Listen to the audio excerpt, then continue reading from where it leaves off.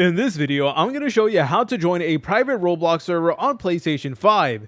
Now, to do this, the first thing you want to do is you want to go to the top menu and then go to the magnifying glass just like so. Then please go ahead and search up the game that you're trying to play a private server on, or the one that you're trying to join. So there you go. Then you just want to go ahead and press on done. Okay, now, unfortunately, the PlayStation 5 doesn't have an official way to do this. Like, there isn't a single button that actually will allow you to do this. So the way this method works is that typically whenever there's an incredibly popular Roblox game, like for this example, Blade Ball, there is typically going to be a bunch of smaller copycats, and a majority of these copycats tend to have very little players online. So basically, you could use that as your own private server. Like, you're still able to play the main game.